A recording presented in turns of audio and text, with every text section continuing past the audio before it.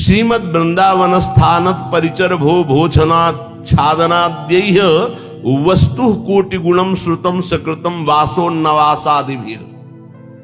तुम्हें एक उपाय बता रहे हैं जिससे तुम्हें जल्दी लाभ मिल जाएगा कि जो वृंदावन वास कर रहे हैं भगवत प्रेमी जन, आप उनकी सहायता कर दो, परिचर्या कर दो, भोजनाच्छादन दी, उनके जल की व्यवस्था, भोजन की व्यवस्था, वस्त्र की व्यवस्था, वास की व्यवस्था, वस्तु कोटि गुणम श्रुतम सुकृतम वासोन्नवासादि भी। वस्त्र है, अन्न है, जल है, व्यवस्था उनके रहने की। तो बोले जो ऐसा करता है तो अन्य जगह से करोड़ गुना बढ़कर उसको यहां लाभ मिलता है। वस्तु कोटि गुणम श्रुतम सुकृतम, सुकृतम माने मतलब पुण्य। जैसे आप गांव में अपने 50 को भोजन पवावे और फिर संगम प्रयागराज तीर्थ में जाके भोजन, तो बहुत बड़ा अंतर हो गया। फिर काशीपुरी में, द्वारिकापुरी में, अयोध्यापुरी में, मथुरापुरी में, कांचीपुरी में, अवंतिकापुरी में, इनमें पवाएं तो उससे भी बहुत बड़ा अंतर पड़ा, बड़ा लाभ मिलेगा। लेकिन श्रीधाम वृंदावन में यदि वास करने वाले जन हैं, उनको भोजन है, वस्त्र है, उनके वास की व्यवस्था है, तो वस्तु कोटि गुणम श्रुतम सुकृतम वासोन्नवासादिभिः परिचर भोजनाच्छादनाद्यैः। उनकी परिचर्या, उनकी सेवा, भोजन है, जल है, वस्त्र है, आदि आदि जो उनकी वास में सुविधा देता है, बोले करोड़ गुना उसको लाभ हम प्राप्त होता है। वस्तु कोटि गुणम, 1 रुपया का करोड़ रुपया। ये किसको? जो अपनी वस्तु दान करता है। दूसरी बात, जो ये मान के कि प्रिया प्रीतम प्रभु की दी हुई वस्तु प्रभु के जनों में लग रही, तो उसे भगवत प्रेम प्राप्त होता है, उसकी नाम में रुचि हो जाएगी, उसकी प्रिया प्रीतम के ध्यान में रुचि हो जाएगी, उसकी भगवत चर्चा सुनने में रुचि हो जाएगी। वस्तु वही दी, फल 2 हो गए। एक हो गया प्राकृतिक फल, 1 रुपए का 1 करोड़ वापस मिलेगा, और एक हो गया कि वही वस्तु दी और भगवत प्रेम मिलेगा। नाम में प्रीति, धाम में प्रीति, लीला में प्रीति, प्रिया प्रीतम में प्रीति। पर एक अपना मान करके अर्पित करता है कि ये मेरी संपत्ति मैं दान कर रहा हूं, तो उसे करोड़ गुना बढ़कर मिलेगा। और एक तो दियम वस्तु गोविंदम तुभ्यमेव समर्पये, हे प्रभु आपकी दी हुई वस्तु आपको समर्पित कर रहा हूं, इससे उसे भगवत आराधना में रुचि प्रकट हो जाएगी, जो अत्यंत दुर्लभ बात है। यदि वो वृंदावन वास नहीं करता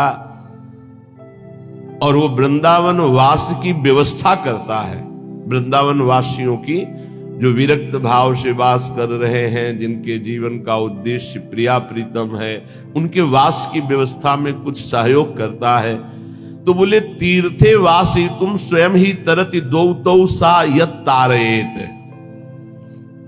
उसको डबल लाभ मिलता है। क्या? वो स्वयं तरता है, अपने परिवार को भी तार देता है। वृंदावन वास नहीं हो पा रहा तो भी उसे वास करने वाले से बढ़कर लाभ मिल रहा है, क्योंकि वास करने वालों की व्यवस्था कर रहा है वो।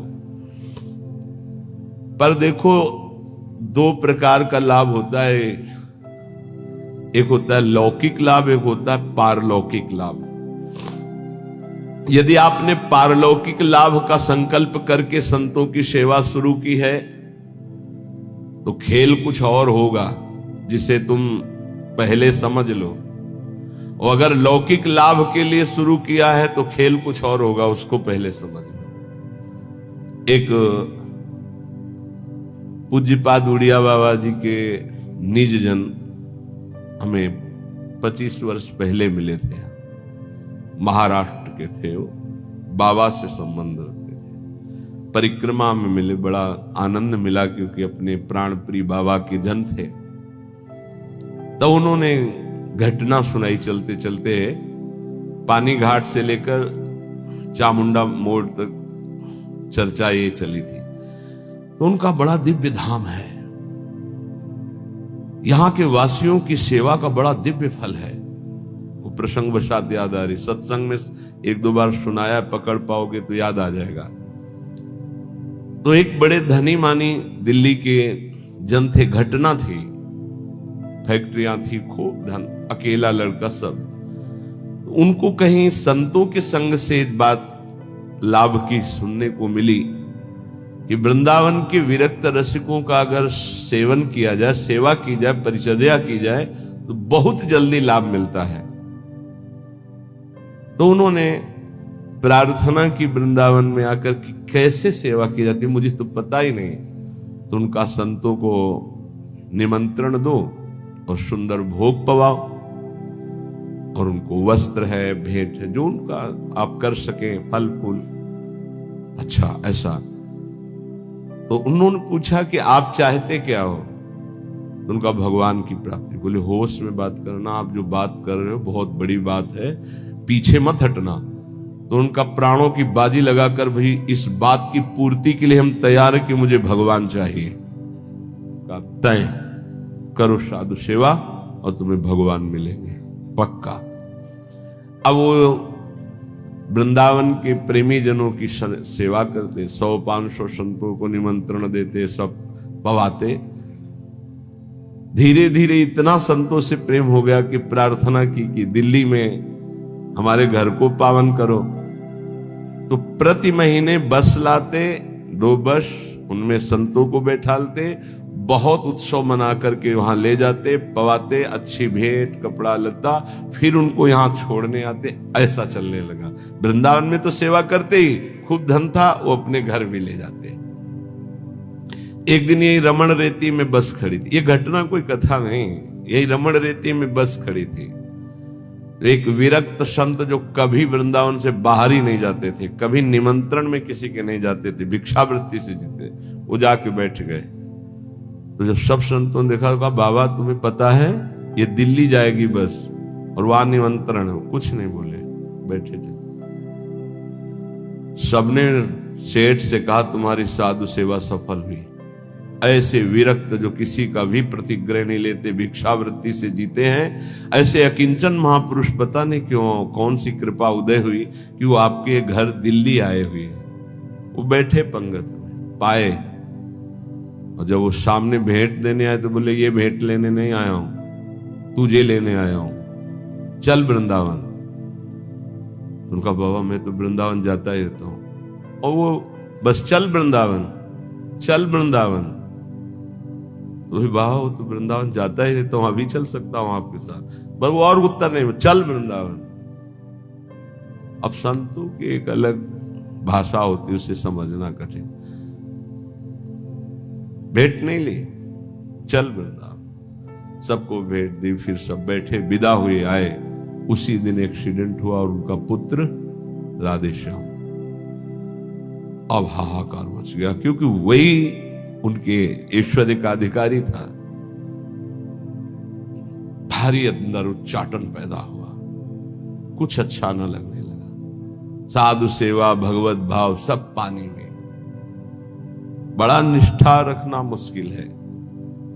जब ये खबर वृंदावन आई तो वही संत गए जो हमें चर्चा सुना रहे थे, और जाकर उनसे कहा कि ए भाई, वो ऐसे नहीं आए थे, वो जो विरक्त आए थे, वो आपको भगवान की प्राप्ति कराने आए थे। चलो वृंदावन, आप अश्रद्धा मत करो, ये आपके लिए बहुत बड़ा योग बना है। तुम्हारा पुत्र भगवत प्राप्त हो गया है।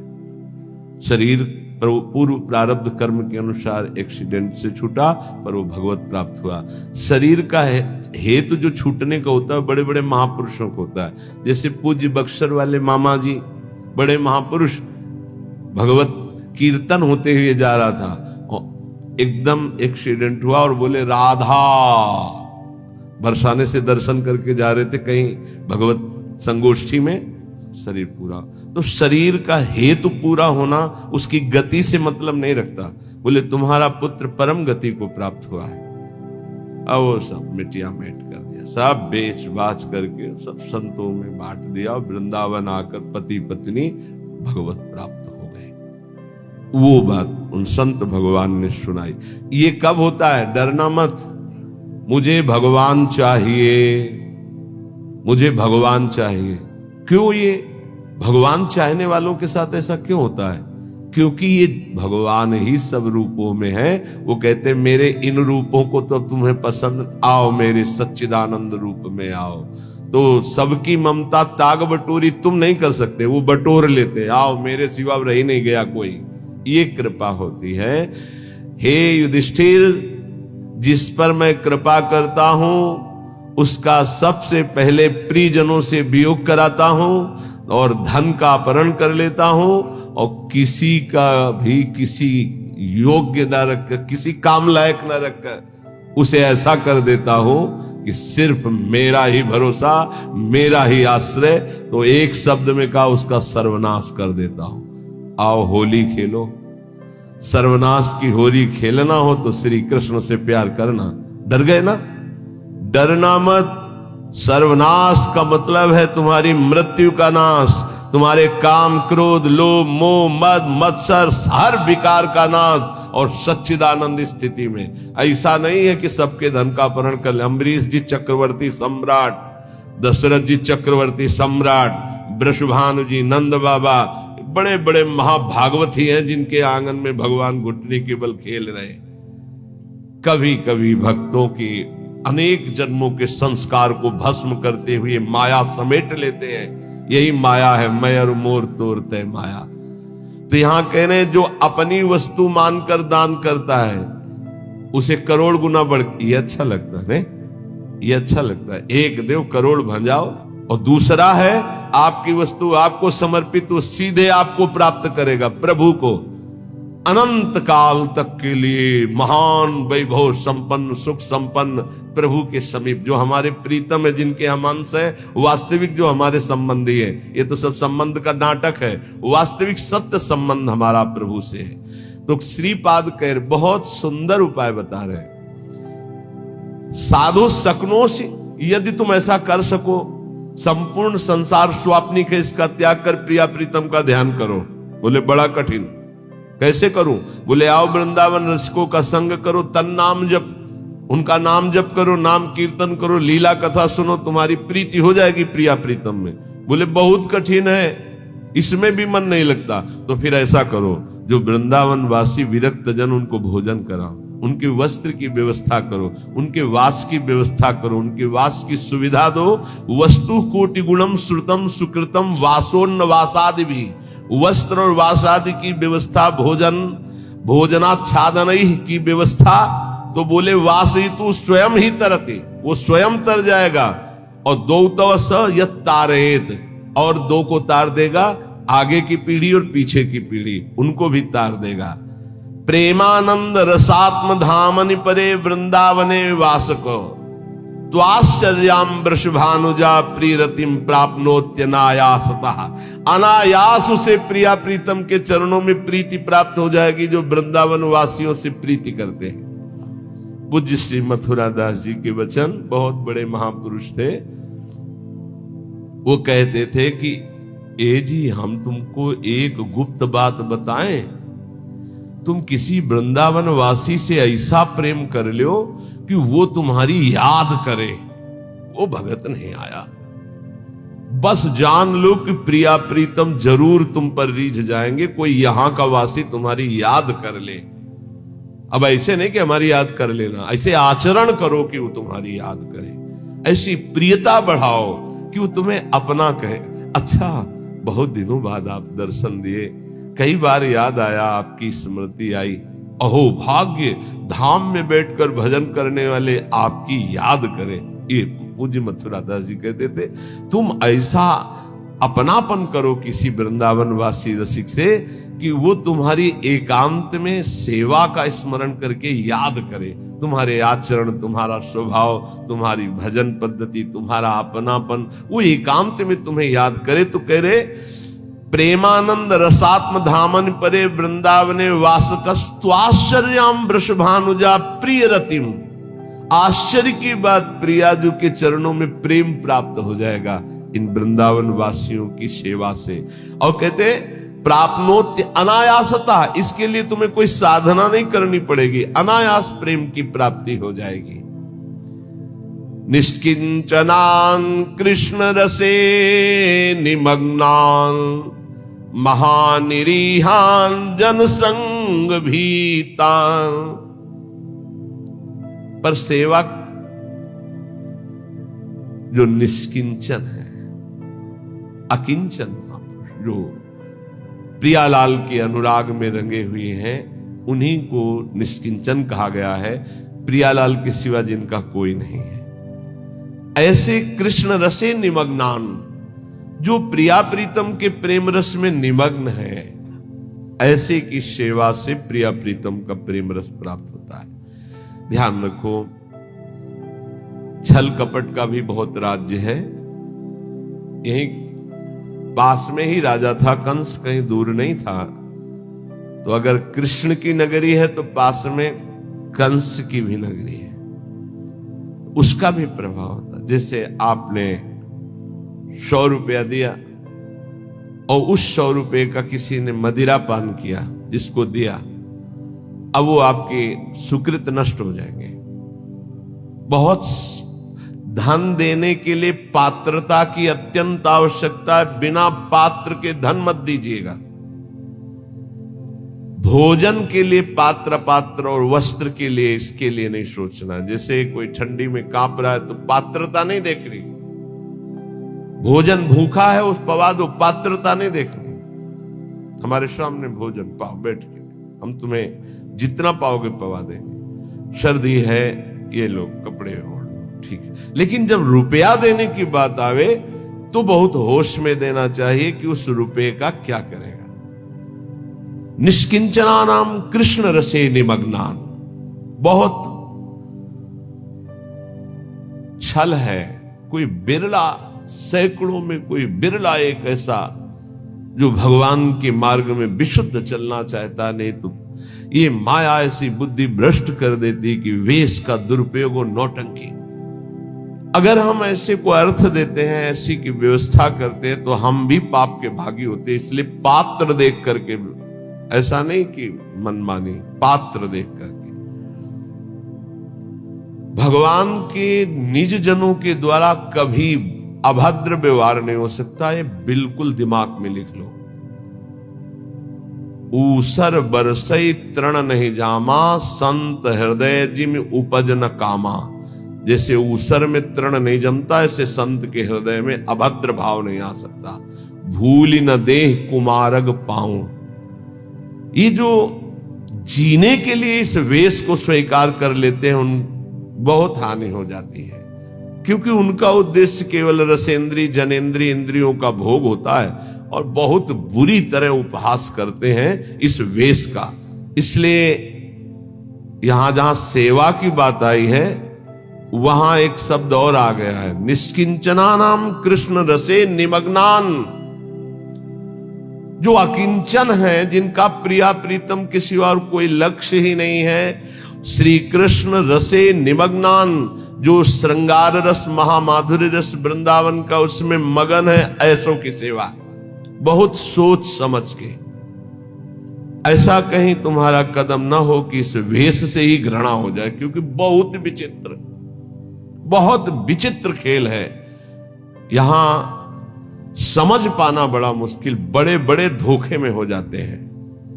दर्शन भक्त अनूप और रूप न शोभित प्रीति बिनु, और भरम भटकत भूप श्री हरिवंश कृपा बिना। सेवक जी कह रहे ऐसा स्वरूप है दर्शन का बाहरी, महापुरुषों के वचनों पर स्थित।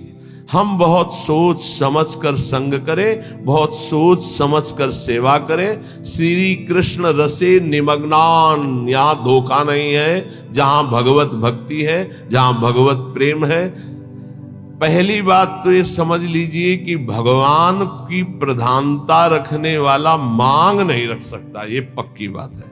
रोटी के सिवा, रोटी की मांग की हर संप्रदाय के आचार्यों ने अनुमति दी। भगवान शंकराचार्य अद्वैत सिद्धांत के, उन्होंने कहा भिक्षान्नम औषधम, औषधि की तरह भिक्षान्न से उदर पोषण। हमारे भूख लगेगो मांग खाऊंगो गिनो न सांझ सवेरो, अन्यथा नहीं। ये धन की लोलुपता और श्री कृष्ण रस निमग्न, इसमें बहुत जमीन आसमान का अंतर है। बोले ठाकुर सेवा के लिए चाहिए। कब आदेश किया ठाकुर जी ने कि हमारे लिए तुम धन मांग करके लाओ? वो तो कह रहे मये वो मन आधत्सो मय बुद्धि निवेश है, मेरे में मन लगाओ, मेरे में बुद्धि लगाओ। है तुम्हारे पास तो चढ़ाओ, नहीं है तो एक अशोक का पत्ता लो और ऐसे लगा लो, वो सोने के मुकुट से भी बढ़कर ठाकुर जी राजी हो जाएंगे। पत्रम पुष्पम फलम तोयम ये में भक्त्या प्रेक्षति। समझने का विषय। कहीं अपने सत्संग में दान पुण्य की वार्ता नहीं होती, इसमें श्लोक आया इसलिए उसको एकदम प्रकाशित करके कि हमें कहां सेवा करनी है। निष्किंचना नाम कृष्ण रसे निमग्नान वासयितु, जो श्री कृष्ण रस में निमग्न होकर अकिंचन भाव से प्रभु में जैसे प्रभु रखे, जैसे प्रभु चलावे, जिनका उद्देश्य भगवत प्रेम, उनकी सेवा से वस्तु कोटि गुणम श्रुतम सुकृतम वासोन्नवासादि भोजनाच्छादनई, भोजन वस्त्र वास इनकी व्यवस्था से करोड़ों गुणा बनकर लाभ मिलता है, या भगवत भजन में रुचि होती। दो बातें अलग अलग। महानिरीहान जनसंग भीतान, ऐसे जो जन संसर्ग से डर करके एकांत में भजन में रहते हैं, उनकी सेवा मिल जाए, बड़े अहो भाग्य। वृंदावन स्थान वसनास्नाद्यैर सेवतेशो वसेत तदीशो, सैया वस्त्र भोजन इनकी सेवा यदि हो जाए तो बोले वसेत तद ईशो, यहां के ईश जो श्री प्रिया प्रीतम है उसके वशीभूत हो जाते हैं। ऐसे रसिकों की, ऐसे अकिंचनों की, ऐसे भगवत भक्तों की सेवा का बहुत बड़ा महत्व है। थोड़ी सी भी सेवा प्रभु के जनों की बन जाए तो प्रभु बिक जाते हैं, हरि अधीन हो जाते हैं। पर बस ध्यान रखना, तुम्हारी वस्तु शुद्ध होनी चाहिए, तुम्हारा भाव शुद्ध होना चाहिए, और जहां दान किया है, जहां सेवा की है, जहां वस्तु दे रहे हैं, वो पात्र होना चाहिए उस बात का। दो बातों के लिए कभी पात्र नहीं देखना है, जल भोजन और वस्त्र, इन दो के लिए पात्र हम नहीं देखते हैं। कभी ऐसा कोई तड़प रहा है औषधि, अब पात्र नहीं देखना, उसकी औषधि करा। अर्थ देना है, व्यवस्था करना है तो देखना है ये हमारे अर्थ का सदुपयोग यहां होगा या दुरुपयोग होगा।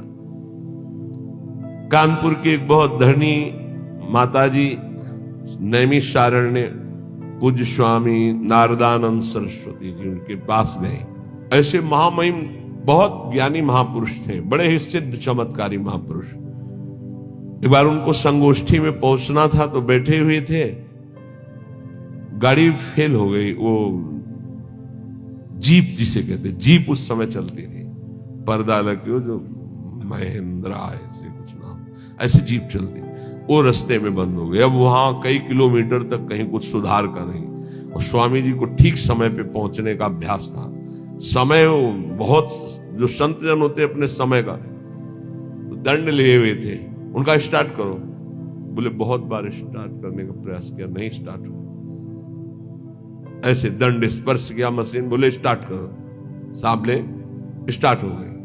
नारायण नारायण, लक्ष्य में जहां पहुंचे दंड आया, मशीन बंद, उतरे, प्रवचन किया। ऐसे सिद्ध महापुरुष जड़ वस्तु में भी संकल्प से, जब चबूतरा चल सकता है तो गाड़ी कैसे नहीं चल सकती। भजन का एक अद्भुत प्रभाव होता है।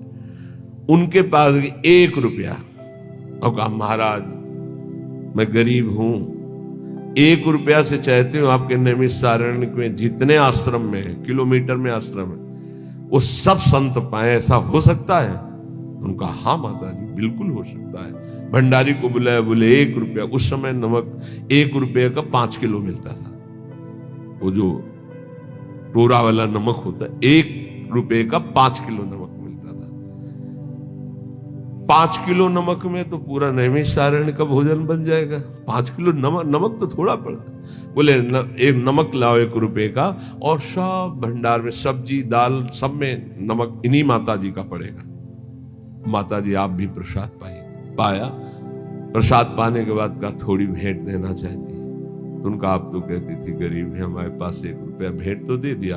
बोले नहीं, वो तो केवल आपकी महिमा और स्वभाव को देखना चाहती थी कि आप कहीं फटकार कर मुझे भगा देंगे। 1 रुपया कोई भेंट होती है, ऐसा कहेंगे। और दूसरा प्रभाव कि आप 1 रुपये का क्या सदुपयोग करेंगे जिससे सब संतों के मुख में चला जाए। तो दोनों बातों में हमारा हृदय इस बात से कि अब हम जो देना चाहती हैं वो अधिकार है। कई करोड़ रुपए उन्होंने, क्योंकि बहुत धन्यवाद, पात्र देख करके उसका प्रयोग, अर्थ का दुरुपयोग कहीं ना हो जाए, ऐसे पात्र देख करके।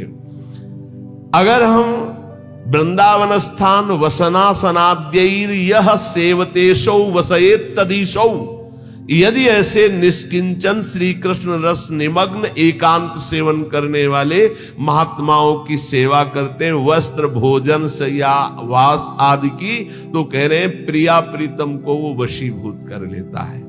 ये श्लोक के अनुसार है, अन्यथा पूरे जब से हितधाम से यहां तक के प्रवचन इस विषय की चर्चा भी नहीं होती। ये दान पुण्य का यहां हमारा कोई महत्व नहीं है। हमारा महत्व है मन को प्रिया प्रीतम में लगाओ, राधा राधा जपो, सबसे बड़ी बात यही है। अब ये प्रसंग है इसलिए इसकी चर्चा हो रही, इसका महत्व नहीं। ये मत समझा जाए कि ये कोई खास महत्व की बात है। खास महत्व की बात है, एक एक श्वास प्रभु में अर्पित करके राधा राधा राधा ऐसा निरंतर समय को व्यतीत करें।